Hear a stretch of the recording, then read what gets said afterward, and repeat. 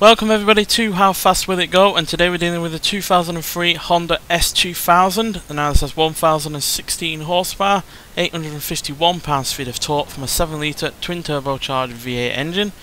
The car itself now weighs 2,631 pounds, has all-wheel drive, and it can now do 0 to 60 in 2.432 seconds.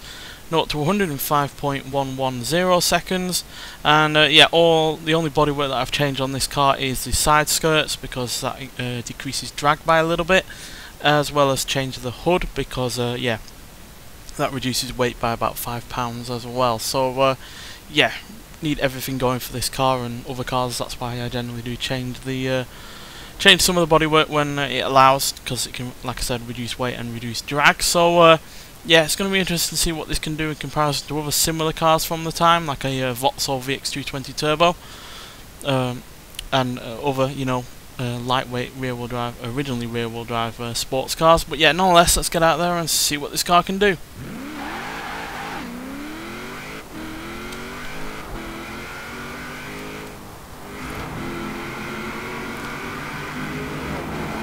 So yeah, this is way more power than it had originally. About 4 times thereabouts as much, so obviously asking a lot from it, and I just understeered into that car there. Yeah, already doing 200, well, we would be if we didn't keep understeering. That is a problem with converting these cars to all-wheel drive, is that the understeer can become quite prevalent, so it's something you really have to watch out for. There's 230, 240, 250, 255 coming out of the tunnel. It's 260,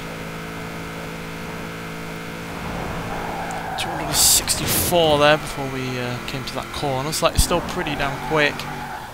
Not the fastest kind of car from this period though, because the VX220 managed 267.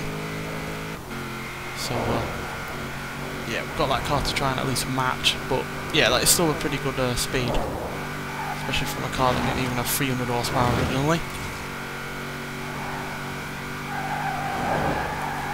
And is obviously dealing with far more acceleration and speed than it had originally, as well as obviously the all-wheel drive system, which, like I said, can play havoc with some of the handling characteristics.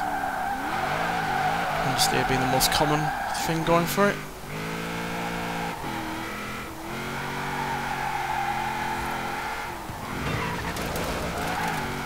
But more often than not, the all-wheel drive system is more of a benefit than a negative, because it can help you handle the power, it can help at higher rates of speed,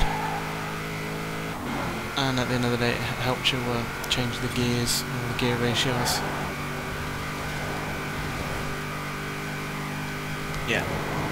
245 now, 250, are we going to get any more? We're only 8 miles an hour behind the top speed that we got on the other side of the motorway, which, considering this is way the worst side, by far the worst side to be on, is yes, fairly impressive.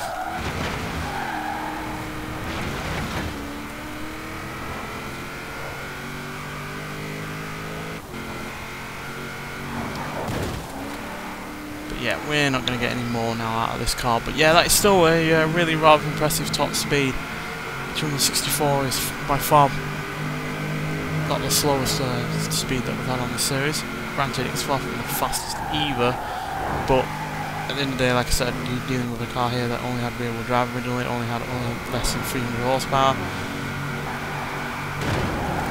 It's able to do now 0 to 100 quicker than it was ever meant to do 0 to 60, so I am impressed overall. Would have liked it to have been a little bit quicker, and it did look like it was still able to accelerate to some degree, but we obviously ran out of room, and therefore we weren't able to get any higher. So 264 miles an hour puts us matched with the likes of the Zenvo TSR-S, TVR Griffith, and the Pagani Zonda R. This is only actually the 4th car that has ever got been able to get up to 264 miles an hour. Obviously we've had other cars that have gone quicker than that, but this is only the 4th car to have its final top speed at 264. But that does mean that we're slower than a similarly aged BMW M3 GTR, similarly aged Porsche Carrera GT, similarly aged Vauxhall VX220 Turbo, and the likes of a Maserati MC12 Versione Corsa and an Alfa Romeo 8C Competizione, which are only a few years newer than this. So yeah, not the best of its era by any means, but yeah, still definitely a really quick car. And obviously this just shows that even if you want a fast S2000, then just, you know, rein it in a little bit over this, and then you will have probably one of the better cars from this era on this game. So yeah, but this is obviously all about the extreme, and yeah, this is done fairly well considering it's well above, you know, its usual capabilities. Nonetheless, thanks for watching, and I'll see you in the next one. Bye.